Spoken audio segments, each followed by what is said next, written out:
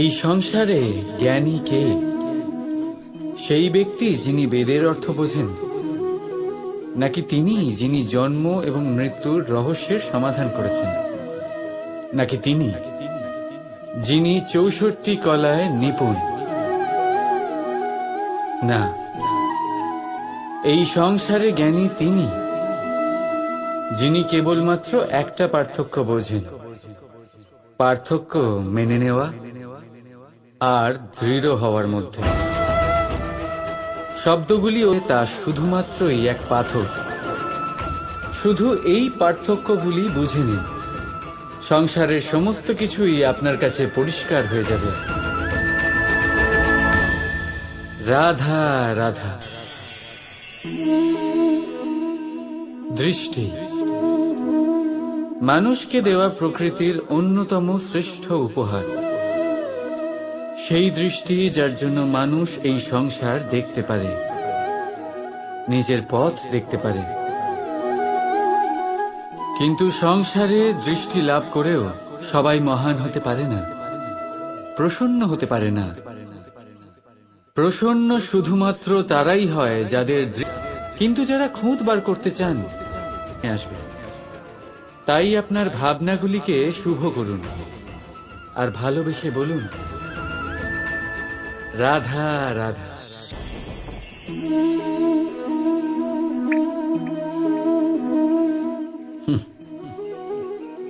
আকাশ থেকে ঝরে পড়া বৃষ্টির ফোঁটা বড়ই শীতল, মিষ্টি আর পবিত্র হয়, কিন্তু সবার ভাগ্য ভিন্ন ভিন্ন হয়। এবারে দেখুন, যদি কোনো ফোঁটা কলা পাতায় পড়ে তা শিশির হয়ে থেকে যায়। প্রকৃতির সৌন্দর্য বাড়ায়, প্রাণীদের তৃষ্ণা মেটায়। যদি কোনো ফোঁটা ঝিনুকে পড়ে তা মুক্ত হয়ে যায়, আর যদি কোনো ফোঁটা সাপের মুখে পড়ে তাহলে তা বিষ হয়ে যায়। এখানে সবার উৎপত্তি একই, কিন্তু গুণ ভিন্ন ভিন্ন হয়। কেন? কি কারণ এটা? কারণ হলো সংস্পর্শ। সংস্পর্শ বড়ই প্রভাবশালী হয়। চাইলে সে আপনার উত্তরণ ঘটাতে পারে, আবার চাইলে আপনার পতনও ঘটাতে পারে। এবার বৃষ্টির ফোঁটা এটা চয়ন করতে পারে না যে তার সংস্পর্শ কি হবে, তার ভাগ্য কি হবে। কিন্তু আমরা তো মানুষ, আমরা তো আমাদের সঙ্গ বাঁচতে পারি। তাই ভাবনা চিন্তা করে নিজের সঙ্গ বাছুন। এই চয়ন কিন্তু আপনারই, আর এর পরিণামও আপনাকেই ভোগ করতে হবে। রাধা রাধা। সাপ, এই শব্দটা শুনলেই মনের মধ্যে এক ধারণা তৈরি হয়। বিষে ভরা, ফোঁস আওয়াজ করা এক ভয়ানক জীব। যদি এই সাপ কারোর বাড়িতে ঢুকে পড়ে, কোলাহল সৃষ্টি হয়ে যায়। লোকে সুরক্ষিত স্থান খুঁজতে থাকে, ভিড় জমা হয়ে যায় সেই সাপের প্রাণ নেওয়ার জন্য। কিন্তু যদি এই সাপ কোনো মন্দিরে দেখতে পাওয়া যায়, তাহলে কি হবে? তফাতের কারণ হলো সংস্পর্শ আর স্থান। যখন সেই সাপ শিবের সংস্পর্শে ছিল, মন্দিরের পবিত্র আবহাওয়াতে ছিল, তখন সে দেবতুল্য হয়ে উঠেছিল। নয়তো সে আমাদের কাছে শত্রুই ছিল, তাই না? তাই নিজের জীবনে সংস্পর্শ আর স্থানের চয়ন খুব ভেবেচিন্তে করুন। কারণ এই সংসার আপনার ব্যক্তিত্বের আন্দাজ আপনার সংস্পর্শ থেকেই করবে। আর হ্যাঁ, এখানে বিষয় ধনী বা গরিবের নয়, এখানে বিষয় হলো সংস্কারী আর সদাচারীর সঙ্গে। সদাচারীর সঙ্গ সবসময় সম্মানের কারণ হয়। রাধা রাধা। আসতে চলেছে দোল উৎসব। দোল অর্থাৎ রং, দোল অর্থাৎ প্রেম, দোল অর্থাৎ রাধা কৃষ্ণ। কখনো ভেবেছেন কেন এই দোল উৎসব রাধা কৃষ্ণের সাথে জড়িত? উত্তর সহজ। রাধা আর কৃষ্ণ পৃথিবীতে এসেছে প্রেম শেখাতে, আর পৃথিবী তৈরি হয়েছে পঞ্চরঙের পঞ্চ পদার্থ দিয়ে: ভূমি, বায়ু, অগ্নি, জল আর আকাশ। দোলের এই উৎসব না শুধুমাত্র রাধা আর কৃষ্ণের প্রেমের প্রতীক, বরং পৃথিবীতে এই পঞ্চ পদার্থের মিলনেরও প্রতীক। সেই পদার্থ যা না কেবল এই পৃথিবী তৈরি করে, বরং সেই মানুষদেরও সৃজন করে যারা এই পৃথিবীতে বাস করেন। আর যখন মানুষ একে অপরকে দোলের রঙে রাঙিয়ে দেয়, তখন কাউকে আলাদা দেখতে লাগে না, সবাইকে একরকম লাগে। কারোর মুখ দেখা যায় না, যদি কিছু দেখা যায় তা শুধু এই রং, প্রেমের রং, উল্লাসের রং, পৃথিবীর নির্মাণকারী পঞ্চ পদার্থের রং। তাই বয়ে যান এই রঙের নদীতে আর গড়ে তুলুন এই সম্পর্ক এক নতুন উদ্যমে। শুভ দোল যাত্রা। আর হ্যাঁ, ভালোবেসে বলুন রাধা রাধা। এই ফল দেখতে পাচ্ছেন আপনি? সবাই জানে এই ফলের থেকে বেরোনো বীজ একটা নতুন বৃক্ষকে জন্ম দেবে, যে নতুন বৃক্ষ আবার এমন এক ফলের জন্ম দেবে। কিন্তু আপনি কি কখনো ভেবে দেখেছেন ফল আর বীজের সম্পর্ক এতই গভীর,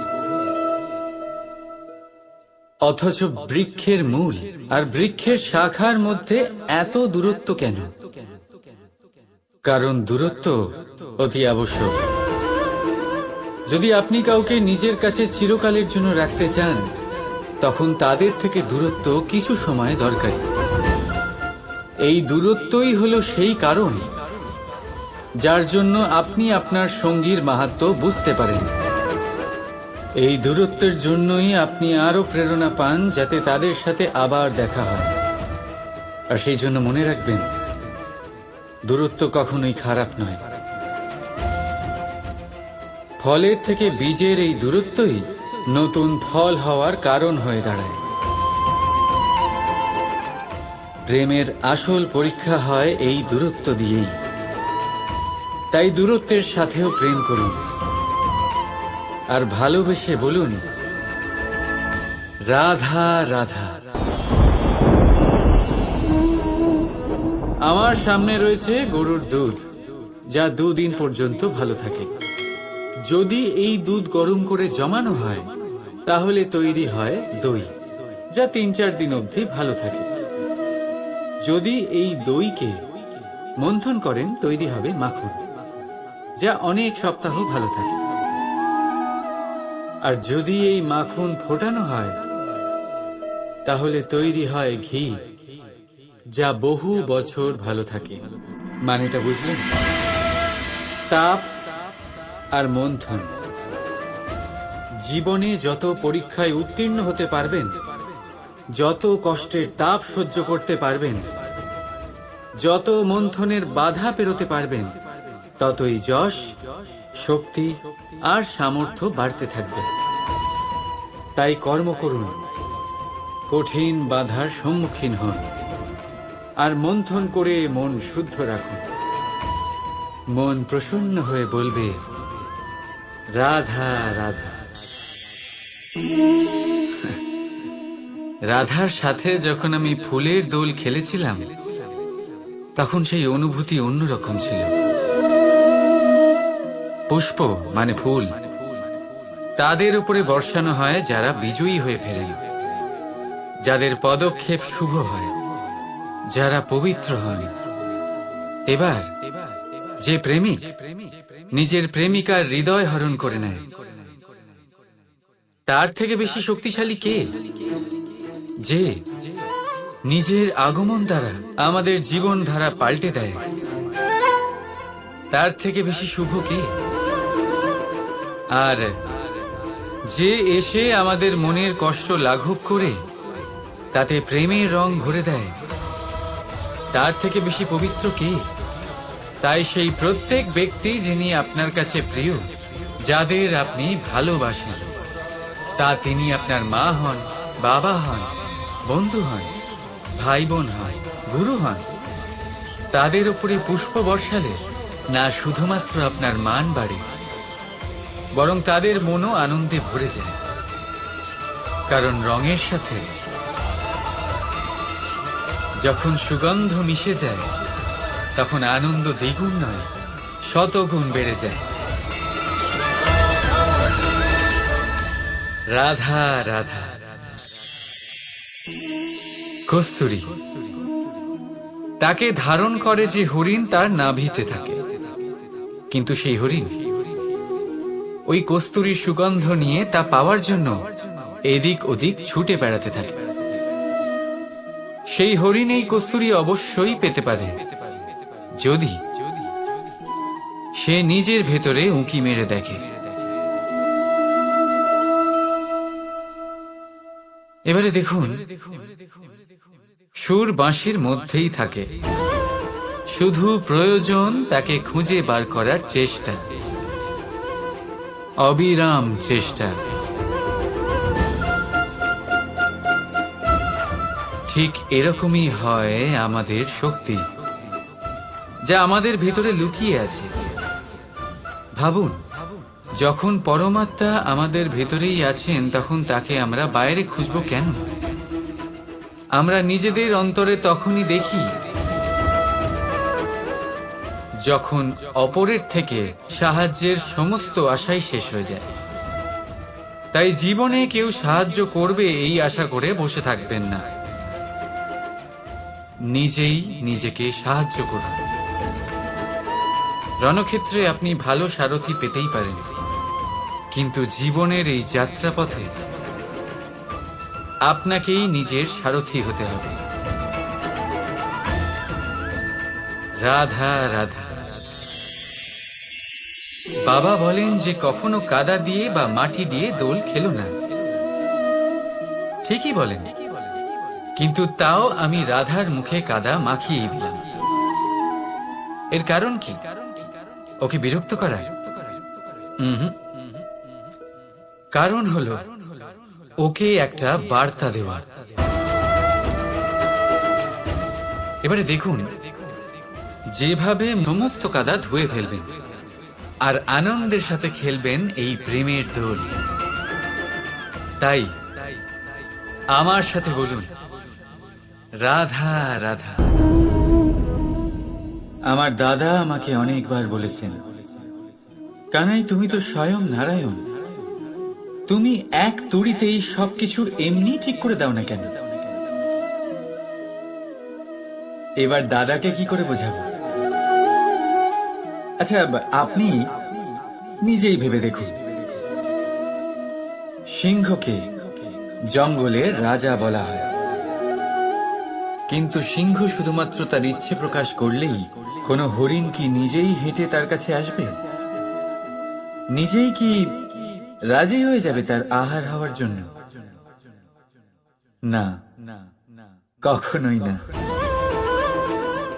যে কোনো কাজকে সফল করে তোলার জন্য আপনাকে চেষ্টা করতে হবে, পরিশ্রম করতে হবে, যাতে সেই কাজ ভালোভাবে সম্পন্ন হয়। শুধু ইচ্ছে দিয়েই কোনো কার্যসিদ্ধি হবে না। ইচ্ছে থেকে স্বপ্ন তৈরি হয়, তবে সেইগুলো সফল করতে গেলেও আপনাকে পরিশ্রম তো করতেই হবে। মনে করুন আপনার ইচ্ছে হলো খেতে, আর কোনো দয়ালু ব্যক্তি এসে আপনার সামনে খাবার রেখে দিল। তাও তা খেতে গেলে পরিশ্রম আপনাকেই করতে হবে। যদি ভালোবাসার ইচ্ছে থাকে, তাহলেও নিঃস্বার্থ নিষ্পাপ মনে ভালোবাসুন। দেখুন, আপনি স্বপ্নে অবশ্যই উঠতে পারেন, কিন্তু এই পৃথিবীতেই আপনাকে বেঁচে থাকতে হবে। আর যদি এই ধরিত্রীতে আপনি এগিয়ে যেতে চান, তাহলে এই ভূমিকে পা দিয়ে আপনাকে পেছনে ঠেলতেই হবে। রাধা রাধা। জীবনে আমাদের অনেকের সাথে দেখা হয়, অনেকের সাথে বাক্যালাপ হয়। বহু মানুষকে প্রসন্ন বলে মনে হয়, আবার বহু মানুষকে চিন্তিত বলে মনে হয়। কিন্তু আপনি যদি এটা বোঝার চেষ্টা করেন যে কে বেশি প্রসন্ন থাকে আবার কে বেশি চিন্তিত থাকে, তাহলে আপনি এটা লক্ষ্য করবেন যে বৃদ্ধ আর যুবক বেশিরভাগ সময় চিন্তিত থাকেন। অন্যদিকে তাহলে ভুলে যান গতকাল আর আগামীকালের চিন্তা, বর্তমানে আনন্দ করুন। কারণ এই বর্তমান আপনার ভবিষ্যৎ উজ্জ্বল করতে পারে, আবার এই বর্তমান আগামী সময়ে আপনার সেই বিগত কাল হবে যার কথা ভেবে আপনার গর্ব হবে। রাধা রাধা।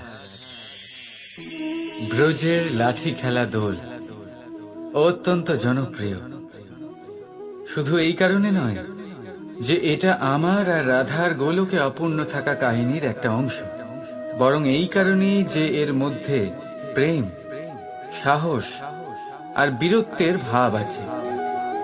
দেখুন, গোপীরা গোয়ালাদের সাথে দোল কিছুতেই খেলতে চায় না, আর অন্যদিকে গোয়ালারা প্রতিজ্ঞা করেছে যে দোলের এই উৎসব আমরা আমাদের প্রেমের সাথেই পালন করব, নয়তো কোথাও যাব না আমরা। বাধা, প্রতিটা তিরস্কারের উপরে বিজয়ী হতে গেলে তা শুধুমাত্র সম্ভব হবে অটুট ইচ্ছে দিয়ে আর অনন্ত ভালোবাসার সাহায্যে। তাই আসুন আমার সাথে বলুন, রাধা রাধা। জীবনে এমন অনেক মানুষ আপনি দেখে থাকবেন যারা শুধু অভিযোগ নিয়ে বসে থাকেন যে জীবনে তাই হয়ে চলেছে যা এতদিন হয়ে আসছিল, শুধুমাত্র দুবেলার অন্ন সংস্থান হচ্ছে, ব্যাস। আমাদের জীবন আমাদের তাই দিয়ে চলেছে যা এতদিন দিয়ে এসেছে। চিন্তিত থাকেন যে তাদের রোজগার বৃদ্ধি পাচ্ছে না কেন, চিন্তিত থাকেন যে তাদের সমৃদ্ধি বৃদ্ধি পাচ্ছে না কেন। আর যখন এমন হয় না, তখন দোষ দেন নিজের ভাগ্যকে বা অন্য কোনো ব্যক্তিকে দায়ী করেন। আপনি কিছু মুহূর্ত নিজের সাথে কাটান, নিজের সাথে কথা বলুন, একটু বিচার বিবেচনা করুন। আপনি বুঝতে পারবেন আপনি আজ সেটুকুই পাচ্ছেন যা আপনি এতদিন পেয়ে এসেছেন, কারণ আপনি তাই করছেন যা এতদিন ধরে করে এসেছেন। বিশেষ কিছু নয়, নতুন কিছু নয়। জীবনে যদি বিশেষ কিছু পেতে হয় তবে তার জন্য বিশেষ পরিশ্রম করতে হবে। কঠিন পরীক্ষাকে যা চাইবেন তা আপনি অবশ্যই পাবেন। তাই ভালোবেসে বলুন, রাধা রাধা। বিরোধিতা এমন এক শব্দ যা শুনে আমরা সবাই ভয় পেতে থাকি। যদি কেউ আমাদের বিরোধিতা করে তা আমাদের সহ্য হয় না। আমরাও কারোর বিরোধিতা করে কোনো শত্রুতা করতে চাই না। এই ধরনের ভাবনা আমাদের মনে আসতেই থাকে। কিন্তু বিরোধিতা, এই শব্দ আপনার শান্তির জন্য, আপনার সুখের জন্য কতটা গুরুত্বপূর্ণ তা আপনারা জানেন না। তাই যদি কাল এসে কেউ আপনার বিরোধিতা করে, তখন সবার আগে নিজেকে যাচাই করুন। আপনি কি ভুল করেছেন? আপনার দোষ কি? নিজের মধ্যে কি ত্রুটি আছে সেটা বোঝার চেষ্টা করুন, নিজেকে সংশোধন করার চেষ্টা করুন। তারপর দেখুন, বিরোধিতার এই আগুন আপনাকে স্বর্ণ থেকে কুন্দন বানিয়ে তুলবে। বলা হয় এই সংসারে খারাপ বেড়েই চলেছে, কিন্তু তার কারণ এ নয় যে খারাপ মানুষ বেড়ে চলেছে। তার কারণ হলো যে ভালো মানুষ, যাদের ভালো চিন্তা, ভালো বিচারধারা আছে, তারা খারাপের বিরোধিতা করতে পারেন। যদি আপনার সম্মুখে কোনো খারাপ কর্ম হয়, তাহলে তার বিরোধিতা করতে সংকোচ করবেন না, কারণ বিরোধিতার এই আগুন মন্দকে পিছুপা হতে অবশ্যই বাধ্য করে। রাধা রাধা। জীবনে আপনি এরকম মানুষও দেখবেন যারা এটা বলে, ভাবে, নিজেকেও বলে যে উনি সেই এমন ব্যক্তি যার মতো আমি হতে চাই। ঠিক আছে, কারোর থেকে প্রেরণা নেওয়াটা কোনো ভুল নয়, কিন্তু কখনো কখনো এই প্রেরণা গুরুত্বহীন হয়ে যায় আর আমরা শুরু করে দিই সেই ব্যক্তিকে নকল করতে। এখানেই থেমে যায় আমাদের উন্নতি। এবারে দেখুন, সংসারে শত কোটি রঙের ফুল আছে, কিন্তু তারা কখনো একে অপরকে নকল করে না। সময়কে ব্যবহার করুন নিজের অস্তিত্ব নির্মাণ করার জন্য, কারণ কারোর ছায়া হওয়ার থেকে ভালো আপনি কারোর জন্য প্রেরণা হয়ে উঠুন। রাধা রাধা।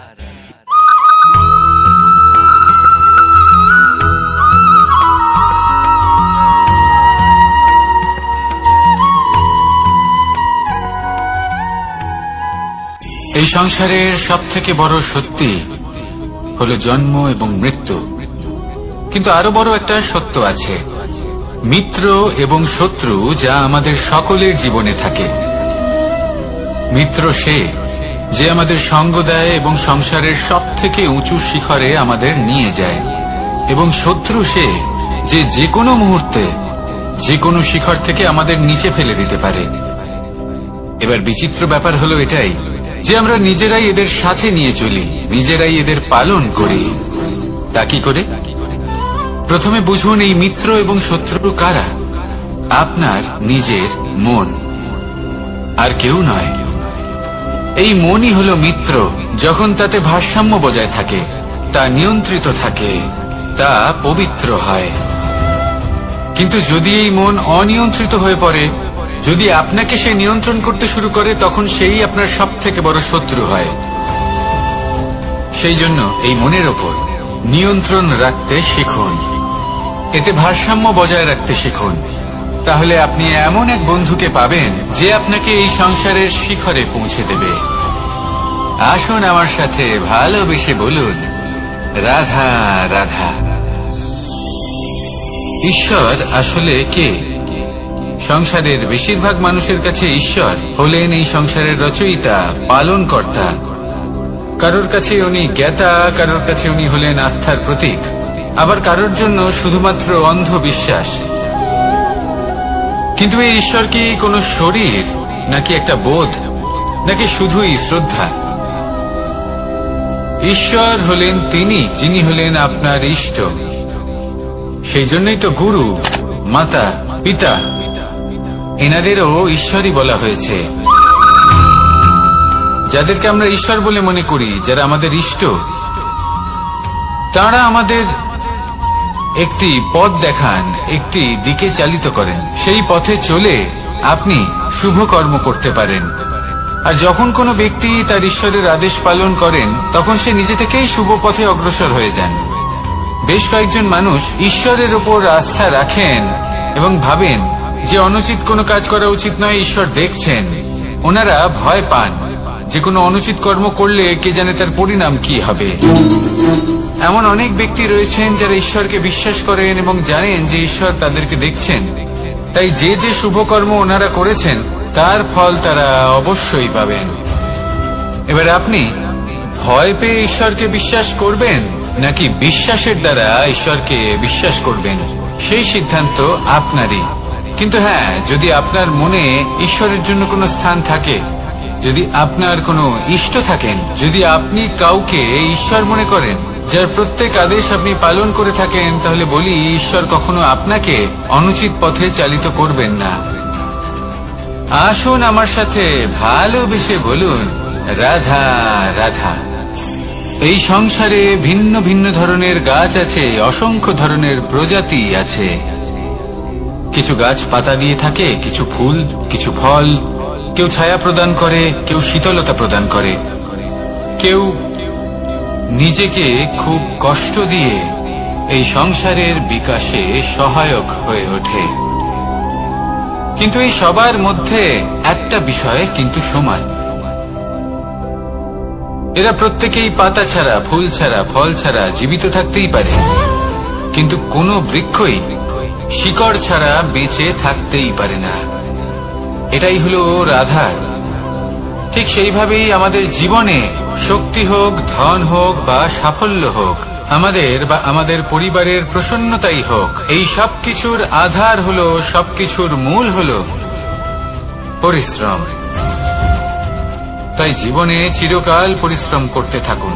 যদি আপনি জীবনে মহান হবার পথে অগ্রসর হতে চান, তাহলে পরিশ্রম করুন। এই পরিশ্রম দ্বারাই নিজের পরিবারকে প্রসন্ন করুন, নিজের বন্ধুদের প্রসন্ন করুন, এই সমাজকে গর্বিত করুন। আসুন আমার সাথে ভালোবেসে বলুন, রাধা রাধা। এই সংসারের সব থেকে বড় রোগ কোনটা? কেউ বলবে মানসিক রোগ, কেউ বলবে সেই রোগ যা সর্পদংশনের ফলে হয়ে থাকে। এই সংসারে ভিন্ন ভিন্ন ধরনের রোগ আছে এবং তার সাথে ভিন্ন ভিন্ন ধরনের যন্ত্রণাও রয়েছে। এমন একটা রোগ আছে যা চোখে দেখা যায় না, যা আপনার শরীরে কোনো দাগ রেখে যায় না, কিন্তু আপনার আত্মাকে পর্যন্ত ক্ষত বিক্ষত করে, অসুস্থ করে তোলে, বিনাশ করে দেয় আপনাকে এবং তার সাথে আপনার আত্মাকে। এই অসুখের নাম হলো লালসা। লালসা, যে কর্ম সাধন করেছেন তার থেকে বেশি ফল লাভ করার আশা। লালসা, যা আজ আছে তার থেকে অনেক বেশি লাভ করার ইচ্ছে। এই ইচ্ছে এই সংসারে সবার থেকে এগিয়ে থাকার আপনাকে প্রেরণা যোগাবে, কিন্তু তার জন্য আপনাকে অপরাধযোগ্য কাজ করতে উৎসাহিত করবে। আপনার বন্ধু, আপনার আত্মীয়, আপনার পরিবার, এই সবার থেকে আপনি কখন দূরে চলে যাবেন আপনি বুঝতেই পারবেন না। উচিত অনুচিত কোনটা, ধর্ম অধর্ম কোনটা, সব ভুলে যাবেন আপনি। সেজন্য মনে রাখবেন, নিজের জীবনে যদি আপনি লালসার থেকে নিজেকে দূরে রাখতে পারেন, তাহলে এর অর্থ হলো যে আপনি এই সংসারের সব থেকে বড় অসুখের ওপর বিজয় লাভ করেছেন। আসুন আমার সাথে ভালোবেসে বলুন, রাধা রাধা। এই সাগর কত বিশাল আকার, কখনো শান্ত কখনো উত্তাল, কিন্তু এই সাগরকে এত মহান কে করে তুলল? জল। এবার এই জলের যাত্রা দেখুন, সেটা কতটা কঠিন। এই জল সাগরে থাকে, সূর্য ওকে এতটা উত্তপ্ত করে তোলে যে এই জল নিজের অস্তিত্ব হারিয়ে ফেলে এবং বাষ্পে পরিণত হয়ে হাওয়ায় মিলিয়ে যায়। তারপরে আকাশে যায় আর নিজের অস্তিত্ব আবার হারিয়ে ফেলে, মেঘে পরিণত হয়।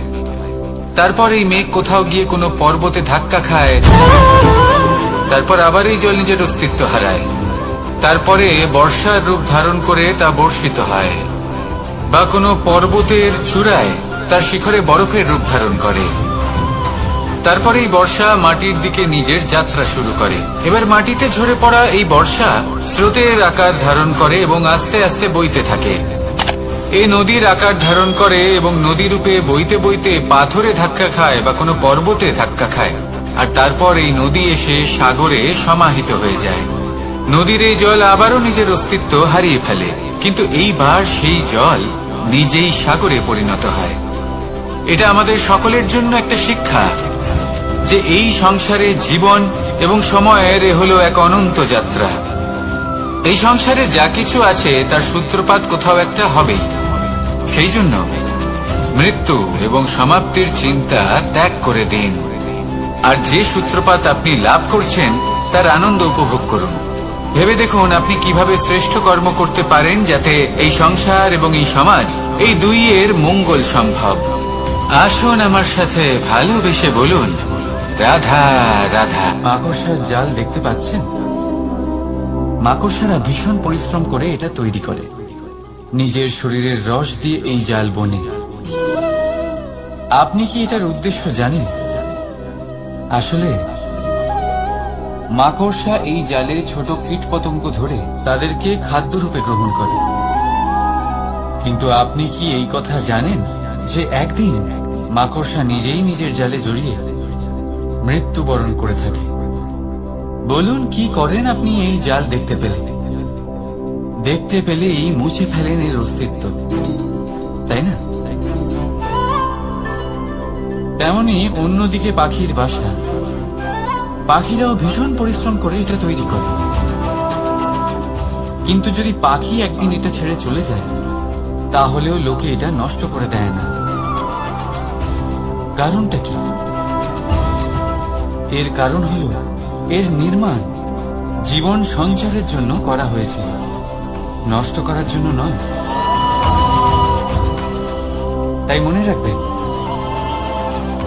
জীবনে আপনার পরিশ্রম যতই বেশি হোক না কেন, যদি আপনার লক্ষ্য শুভ না হয়, তাহলে আপনারও বিনাশ নিশ্চিত। তাই সৃজন করতেই থাকুন আর মুগ্ধ হয়ে বলুন, রাধা রাধা।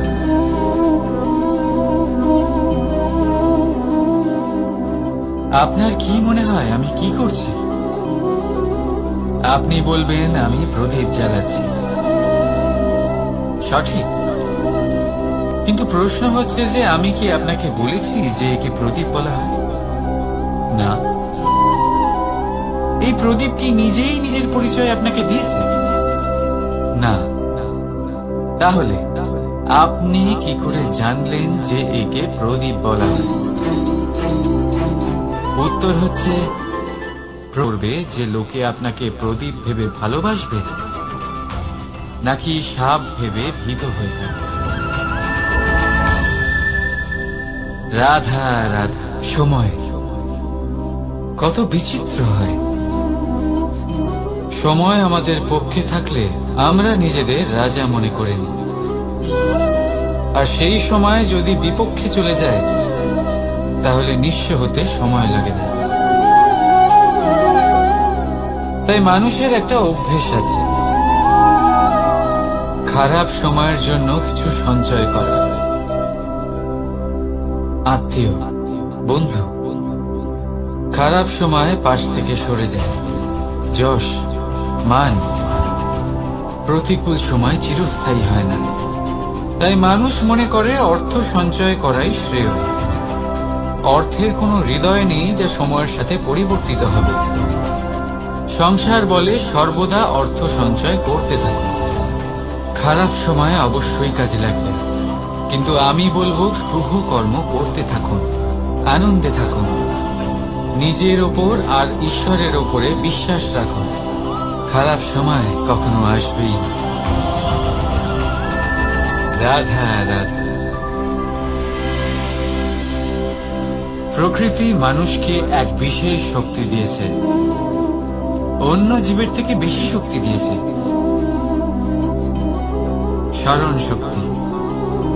এই শক্তি মানুষকে অন্য জীবের থেকে ভিন্ন করে, ইতিহাস রচনা করার প্রেরণা দেয়, জ্ঞানকে বংশানুক্রমে এগিয়েও নিয়ে যায়। আর যারা ভুলে যান, অধিকাংশ সময় তারা উপহাস আর দয়ার পাত্র হয়ে যান। কিন্তু এটাই কি প্রকৃত রূপে সত্য? না। এই স্মরণ শক্তি মানুষের বিকাশের সব থেকে বড় বাধা হয়ে দাঁড়ায়। তার মনকে দূষিত করে দেয়। খারাপ অভিজ্ঞতা, কারোর করা বিশ্বাসঘাতকতা, কারোর কটাক্ষ বেশিরভাগ মানুষই ভুলতে পারেন না। রাধা রাধা। মানুষ নিজের পরিবারের জন্য কত কিছুই না করে, দিন রাত পরিশ্রম করতে থাকে যাতে তার পরিবারের প্রয়োজন পূরণের জন্য অর্থ রোজগার করতে পারে। কিন্তু শুধু অর্থ রোজগার করাটাই কি যথেষ্ট? আপনি বলবেন হ্যাঁ, নিশ্চয়ই।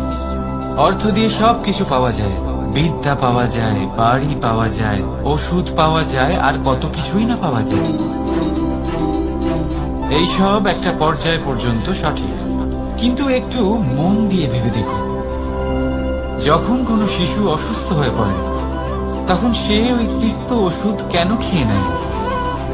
এই জন্য কারণ ওর পিতা সেই ওষুধ অর্থ দিয়ে কিনেছে? না, বরং এই জন্য কারণ তার পিতা যে তার সামনে দাঁড়িয়ে, তার উপরে তার বিশ্বাস আছে। বিশ্বাস আছে যে উনি তার কিচ্ছু হতে দেবেন না। এই বিশ্বাস, এই সংস্কার, এই শিক্ষা কখনো অর্থ দিয়ে পাওয়া যায় না। এটা পাওয়া যায় সেই সময় থেকে যা মাতা পিতা তাদের সন্তানের সাথে কাটিয়েছে। তাই জীবনে অর্থ অবশ্যই উপার্জন করুন, কিন্তু নিজের পরিবারকেও সময় দিন, আনন্দ পাবেন। রাধা রাধা। বিরোধিতা এমন এক শব্দ যা শুনে আমরা সবাই ভয় পেতে থাকি। যদি কেউ আমাদের বিরোধিতা করে তা আমাদের সহ্য হয় না। আমরাও কারোর বিরোধিতা করে কোনো শত্রুতা করতে চাই না। এই ধরনের ভাবনা আমাদের মনে আসতেই থাকে। কিন্তু বিরোধিতা, এই শব্দ আপনার শান্তির জন্য, আপনার সুখের জন্য কতটা গুরুত্বপূর্ণ তা আপনারা জানেন না। তাই যদি কাল এসে কেউ আপনার বিরোধিতা করে, তখন সবার আগে নিজেকে যাচাই করুন। আপনি কি ভুল করেছেন? আপনার দোষ কি? নিজের মধ্যে কি ত্রুটি আছে সেটা বোঝার চেষ্টা করুন। নিজেকে সংশোধন করার চেষ্টা করুন, তারপর দেখুন বিরোধিতার এই আগুন আপনাকে স্বর্ণ থেকে কুন্দন বানিয়ে তুলবে। বলা হয় এই সংসারে খারাপ বেড়েই চলেছে, কিন্তু তার কারণ এ নয় যে খারাপ মানুষ বেড়ে চলেছে। তার কারণ হল যে ভালো মানুষ, যাদের ভালো চিন্তা, ভালো বিচারধারা আছে, তারা খারাপের বিরোধিতা করতে পারে না।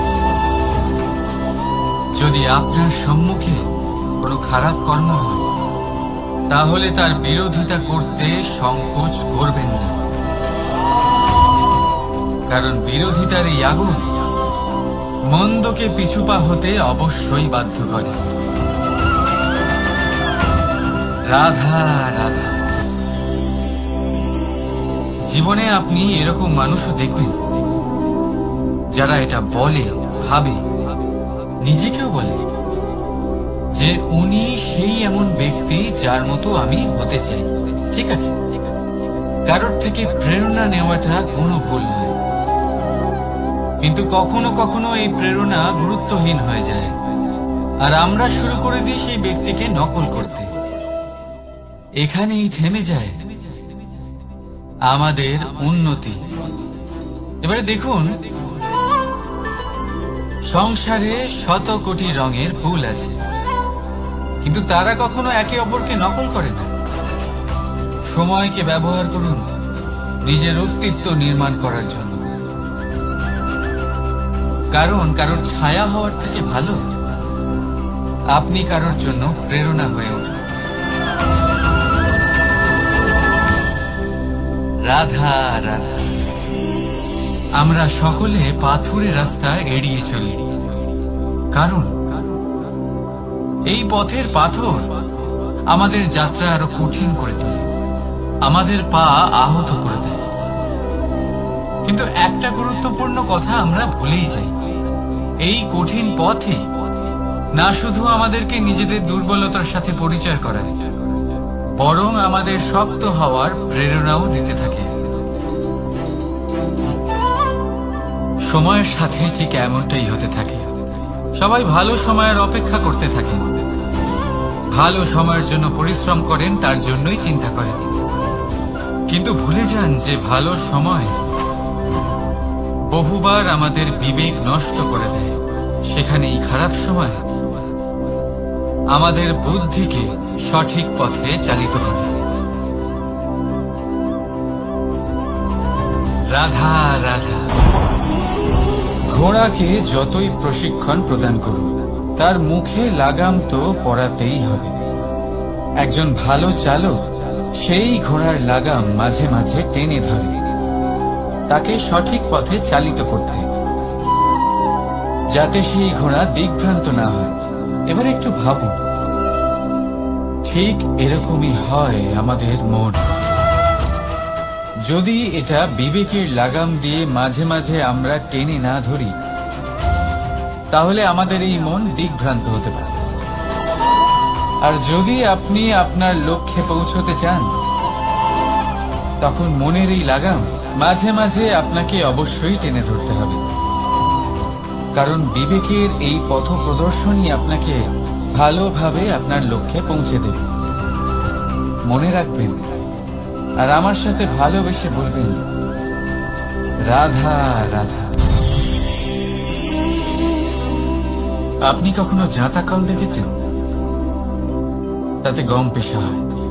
গমকে এমন ভাবে পেশা হয় যাতে আমরা তা খেতে পারি, জীবিত থাকতে পারি। আর যদি আপনি মন দিয়ে দেখেন, তাহলে কলের নিচের অংশ কখনো ঘোরে না, শুধুমাত্র উপরের অংশই ঘোরে। আর তবেই তা গম পিষতে পারে, আর তবেই রুটি তৈরি হতে পারে। কিন্তু ভেবে দেখুন, যদি কলের দুটো অংশই ঘুরতে থাকে তাহলে কি হবে? তা গম পেশার বদলে একে অপরকে পিষে নিজেদের অস্তিত্ব শেষ করে দেবে। তাই জীবনে কোনো কাজ যখন মন আর মস্তিষ্ক মিশিয়ে করা হয় তখনই তা সম্পন্ন হয়। কিন্তু যখন বিষয় হলো ভক্তি, তখন মস্তিষ্কের যুক্তির মৌন থাকা প্রয়োজন। আর যখন বিষয় হলো কর্ম আর ন্যায়, তখন মনের আবেগের মৌন থাকা প্রয়োজন।